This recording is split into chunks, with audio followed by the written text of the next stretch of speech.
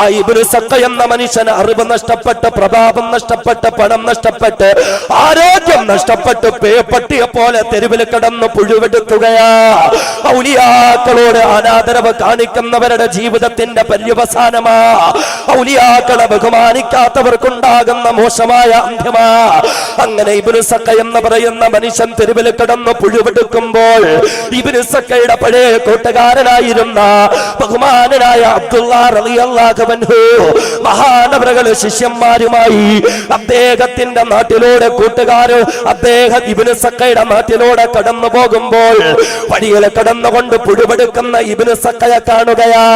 ഒരു മനുഷ്യൻ വന്നിട്ട് ഇബ്നു സക്കയോട് ചോദിക്കുന്ന, ഇബ്നു സക്ക, എന്ത് മോശമായ അവസ്ഥയാ ഇബ്നു സക്ക, എന്ത് മോശമായ പര്യവസാനം ഇബ്നു സക്ക. ഒരു കാലത്ത് നിങ്ങൾ വലിയ പണ്ഡിതനായിരുന്നില്ലേ, ഒരു കാലത്ത് വലിയ പ്രഭാഷകനായിരുന്നില്ലേ, ഇന്നെന്തെങ്കിലുമൊക്കെ അറിവുകൾ ബാക്കിയുണ്ടോ ഇബ്നു സക്ക? അല്ലാഹുവിന്റെ വിശുദ്ധമായ ഖുർആനിൽ 6000-ൽ പരം ആയത്തുകൾ ഹൃദയസ്ഥമാക്കിയിരുന്ന ഇബ്നു സക്ക, ഏതെങ്കിലും ആയത്തിന് ഓർമ്മയുണ്ടോ ഇബ്നു സക്ക? അതേ ചെളിക്കൊണ്ടിൽ ഇങ്ങനെ പുഴുവെടുത്ത് കിടക്കുന്ന ആ മനുഷ്യനുണ്ടല്ലോ, തന്റെ മുന്നിലേക്ക് വന്ന് ചോദിക്കുന്ന ആ നാട്ടുകാരനോട് പറഞ്ഞു, വിശുദ്ധ ഖുർആനിലെ മുഴുവൻ ആയത്തുകളും ഞാൻ മറന്നുപോയി, എന്നാൽ ഒരൊറ്റ ആയത്ത് മാത്രമായി എനിക്കും ഓർമ്മയുള്ളത്, ഒരൊറ്റ ആയത്ത് മാത്രമായി എനിക്കും ഓർമ്മയുള്ളത്. റുബമായ വദ്ദുല്ലദീന കഫറൂ ലൗ കാനൂ മുസ്ലിമീൻ. അതേ കാഫിരീങ്ങളായ ഇസ്ലാമിനെ നിഷേധിച്ച മനുഷ്യര് ചില സമയത്ത് അവർ കൊതിച്ചു പോകും, പടച്ചവരെ ഞങ്ങളൊന്ന് മുസ്ലിമായിരുന്നെങ്കിലോ, ഞങ്ങളൊന്ന് മുസ്ലിമായിരുന്നെങ്കിലോ. കാഫിറായി കിടന്ന് പേപ്പട്ടിയെ പോലെ പുഴുവെടുക്കുന്ന ഇബ്നു സക്ക തന്റെ അവസ്ഥയെപ്പറ്റി വിശുദ്ധ ഖുർആൻ പറഞ്ഞ ആയത്ത് ഇബ്നു സക്ക ഇങ്ങനെ ആ നാട്ടുകാരന്റെ മുന്നിലോതുകയാ.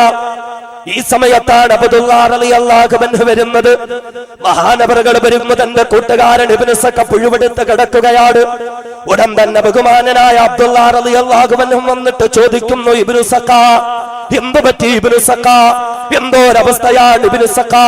മരണാസന്നനായി കിടക്കുന്ന ഒരു കാലത്തെ തന്റെ കൂട്ടുകാരനായ ഇബ്നു സക്ക അല്പം വെള്ളം കുടിച്ചുകൊണ്ട് മരിക്കട്ടെ എന്ന് കരുതി അയാളെ പിടിച്ച് കിബിലക്ക് നേരെ തിരിച്ചു കടത്തി വിശുദ്ധ കലിമത്ത് തൗഹീദ് ചൊല്ലിക്കൊടുക്കുന്നു. ഇബ്നു സക്കയ്ക്ക് കലിമ പറയാൻ പറ്റുന്നില്ല. ഇബ്നു സക്കയുടെ വായിലേക്ക് വെള്ളം ഒഴിച്ചു കൊടുക്കുന്നു. എത്ര വെള്ളം കുടിച്ചിട്ട് ഇബ്നു സക്കയുടെ ദാഹം തീരുന്നില്ല. എന്ന് മാത്രമല്ല, സക്കറാത്തിന്റെ സന്ദർഭത്തിൽ കലിമ പറയാൻ കഴിയാതെ ശരീരത്തിന്റെ രോഗത്തിന്റെ പേരിൽ പെടഞ്ഞ് പെടഞ്ഞ് പെടഞ്ഞ് ഖിബിലയിൽ നിന്ന് തിരിഞ്ഞുകൊണ്ട് ഏതോ ദിക്കിലേക്ക് മുഖം തിരിച്ച് കാല് തിരിച്ച് കണ്ണുകൾ തള്ളി മാവ് പുറത്തിട്ടുകൊണ്ട് പുഴുവെടുത്ത പേപ്പട്ടിയെ പോലെ ചത്തുപോയി ഇബ്നു സക്ക. ചരിത്രത്തിൽ രേഖപ്പെടുത്തപ്പെട്ട സത്യമാണിതെങ്കിൽ എന്തിന്റെ പേരിലാ സഹോദരങ്ങളെ, എന്തിന്റെ പേരിലാ സഹോദരിമാരെ? അല്ലാഹു ആദരിച്ച ഔലിയാക്കളെ ആദരിച്ചില്ല, അല്ലാഹു ആദരിച്ച ബഹുമാനിക്ക ഔലിയാക്കളെ ബഹുമാനിച്ചില്ല. ഔലിയാക്കളോട് അനാദരവ് കാട്ടിയവർ അവരുടെ ജീവിതത്തിന്റെ പര്യവസാനം ഇതാണെങ്കിൽ അതല്ലേ അല്ലാഹു തന്നെ ഹബീബായ മുത്തിനെ കൊണ്ട് പറയിപ്പിച്ചത്, മൻ ആദാലി വലിയ ഫഖദ് ആദംതുഹു ബിൽ ഹർബ്. എന്റെ ഔലിയാക്കളോട് അനാദരവ് കാണിച്ചാൽ ഞാൻ അവനോട് യുദ്ധപ്രഖ്യാപനം നടത്തിയിരിക്കുക. പിന്നെ ഇരു ലോക ജീവിതവും തകർന്ന് തരിപ്പണമാണ്. ഇബ്നു സക്ക വലിയ പ്രഭാഷകൻ, വലിയ പണ്ഡിതൻ. അയാളുടെ അറിവിന്റെ മുന്നിൽ ഒരാൾക്കും പിടിച്ചു നിൽക്കാൻ സാധ്യമായിരുന്നില്ല. ആ ഇബ്നു സക്ക വളരെ മോശമായി പുഴുവെടുത്ത് പേപ്പട്ടിയെ പോലെ കാഫിറായി ചത്തുപോയെങ്കിൽ അല്ലാഹു റബ്ബുൽ ഇസ്സത്ത് കാത്തു രക്ഷിക്കട്ടെ, പടച്ച തമ്പുരാൻ കാത്തു രക്ഷിക്കട്ടെ. ഔലിയാക്കളെ ബഹുമാനിക്കണം, അവരെ ആദരിക്കണം. ഔലിയാക്കൾക്ക് അല്ലാഹു കൊടുക്കുന്ന പ്രത്യേകമായ സഹായമാണ് അവരുടെ കറാമത്തുകൾ. അവരുടെ ജീവിതത്തിൽ ഔലിയാക്കളിലൂടെ പ്രകടമാക്കപ്പെട്ട കറാമത്തുകളെ നിഷേധിക്കരുത്. അതിനെപ്പറ്റി എന്ന് പറഞ്ഞാൽ സ്വീകാര്യയോഗ്യമായതാണ്. അപ്പൊ ഔലിയാക്കളുടെ കറാമത്ത് എന്ന് പറഞ്ഞു കെട്ടുകഥകൾ പ്രചരിപ്പിക്കും, അതിനെപ്പറ്റിയല്ല ഞാൻ പറയുന്നത്. കെട്ടുകഥകളെ പറ്റിയല്ല, മറിച്ച് സ്വീകാര്യയോഗ്യമായ നിലയിൽ മഹത്തുക്കളായ അള്ളാഹുവിന്റെ ഔലിയാക്കൾക്ക് അല്ലാഹു കൊടുക്കുന്ന സഹായമുണ്ട്. ചരിത്രത്തിൽ എത്രയോ നമുക്ക് കാണാം. ബഹുമാന്യനായ ഉമറുൽ ഫാറൂഖ് റളിയല്ലാഹു അൻഹു കിലോമീറ്റർ അകലെ നിൽക്കുന്ന സാദിയ റളിയല്ലാഹു അൻഹുവിനെ കാണിച്ചു കൊടുത്തു മദീനത്ത് പടച്ച തമ്പുരാൻ. ഈ സംഭവങ്ങളൊക്കെ നമ്മുടെ മുന്നിലൊട്ടുമ്പോൾ ഔലിയാക്കളുടെ കറാമത്തുകൾ ഉൾപ്പെടെ നാം അംഗീകരിക്കണം, ഔലിയാഇനെ ആദരിക്കണം, ബഹുമാനിക്കണം. ഇല്ലെങ്കിൽ മോശമായ അന്ത്യമാണ്. ബഹുമാനനായ അലി റളിയല്ലാഹു അൻഹുവിനെ മോശമാക്കിയ ഒരു മനുഷ്യൻ, അള്ളാഹുവിന്റെ വലിയായിരുന്ന പടച്ച തമ്പുരാനുമായി ബന്ധമുണ്ടായിരുന്ന മുഴുവൻ മഹത്തുക്കളും പടച്ചവന്റെ ഔലിയാക്കളാണ്. മഹാനായ അലിയാർ തങ്ങളെ ഒരാൾ വളരെ മോശമായി പറഞ്ഞു.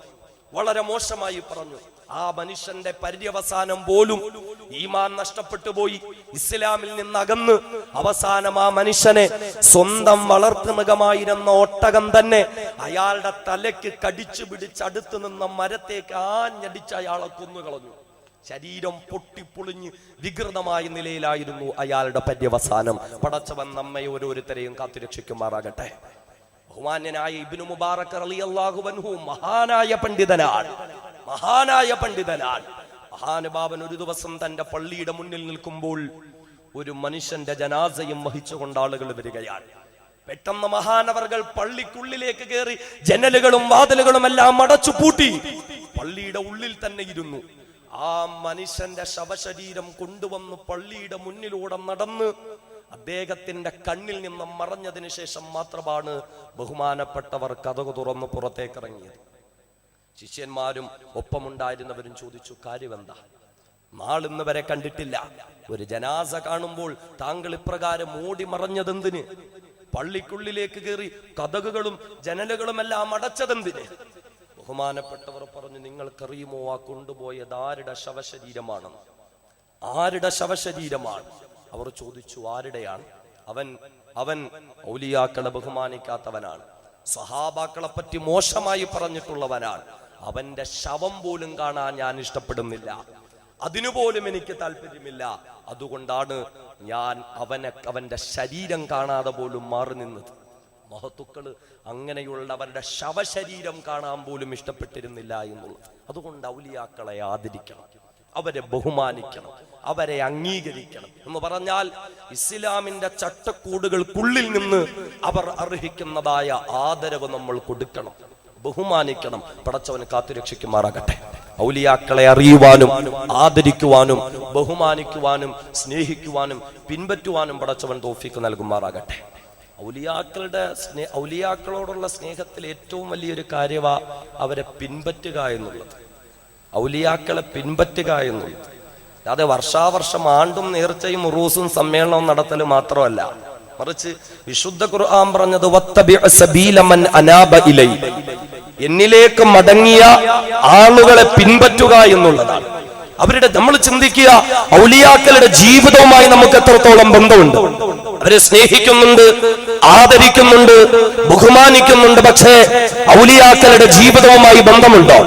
എന്റെ പ്രിയപ്പെട്ട ചെറുപ്പക്കാരോട് ഉൾപ്പെടെ ചോദിക്കുകയാണ്. ഔലിയാക്കളോട് സ്നേഹമുണ്ട്, അവരോട് ആദരവുണ്ട്, അവരോട് ബഹുമാനമുണ്ട്. പക്ഷേ ആ ബഹുമാനവും സ്നേഹവും ഉണ്ടെന്ന് പറയുന്ന ചെറുപ്പക്കാരന് എങ്ങനെയാണ് മുടിയും ക്രോപ്പ് ചെയ്തുകൊണ്ട് നടക്കാൻ പറ്റുന്നത്? അങ്ങനെ സ്നേഹമുണ്ടെന്ന് പറയുന്ന ചെറുപ്പക്കാരന് എങ്ങനെയാണ് ഗാനമേളകളുടെയും അതേപോലെ തന്നെ ന്യൂ ജനറേഷൻ ട്രെൻഡുകളുടെയും പിന്നാലെ നടക്കാൻ സാധ്യമാകുന്നത്? ഔലിയാക്കളോട് സ്നേഹമുണ്ടെന്ന് പറയുന്ന ചെറുപ്പക്കാരൻ എങ്ങനെയാണ് ഇസ്ലാമിക വിരുദ്ധ പ്രവർത്തനങ്ങളുമായി നടക്കാൻ കഴിയും? അതുകൊണ്ട് അറിയണം ഔലിയാക്കൾ ആരാണ്, എങ്ങനെ സ്നേഹിക്കണം, എങ്ങനെ ബഹുമാനിക്കണം. വിശുദ്ധമായ ഖുർആൻ പറഞ്ഞത് ഔലിയാക്കളെ പരിചയപ്പെടുത്തുകയാണ്. ആദ്യം പടച്ചതാ തമ്പുരാൻ ഔലിയാക്കളുടെ സ്ഥാനവും മഹത്വവുമാണ് പറഞ്ഞ് പരിചയപ്പെടുത്തിയത്. അലാ ഇന്ന ഔലിയാ അല്ലാഹ് ലാ ഖൗഫുൻ അലൈഹിം വലാ ഹും യഹ്സനൂൻ. അതേ ഭയപ്പാടുകളും പ്രയാസങ്ങളും വിഷമങ്ങളും ഇല്ലാത്തവരത്രേ ഔലിയാക്കളുടെ സ്ഥാനവും മഹത്വവും പറഞ്ഞിട്ട് അതിനുശേഷം പടച്ച തമ്പുരാൻ ഔലിയാക്കളുടെ ക്വാളിഫിക്കേഷൻസ് പറയുകയാ, ഔലിയാക്കളുടെ ഗുണഗണങ്ങൾ പറയുകയാ. അല്ലദീന ആമനൂ വകാനൂ യത്തഖൂൻ. പടച്ച തമ്പുരാൻ പറയുന്നു, ഔലിയാക്കളുടെ ഒന്നാമത്തെ ക്വാളിറ്റി എന്താ? ഔലിയാക്കളുടെ ഒന്നാമത്തെ ക്വാളിറ്റി എന്താ? അല്ലാഹു റബ്ബുൽ ഇസ്സത്ത് അവിടുത്തെ പറയുകയാ അല്ലദീന ആമനൂ, യഥാർത്ഥ ഈമാനുള്ളവരത്രേ ഔലിയാക്കൾ. വിശ്വാസത്തിന്റെ പ്രകാശ ഗോപുരങ്ങളിലേക്ക് കടന്നവരാണ് ഔലിയാക്കൾ. ഈമാനിന് നിരക്കാത്തതൊന്നും ഔലിയാക്കൾ ചെയ്യൂല. യഥാർത്ഥ ഈമാനെന്നും ഉമ്മത്തിനെ പഠിപ്പിച്ചവരാണ് ഔലിയാക്കൾ.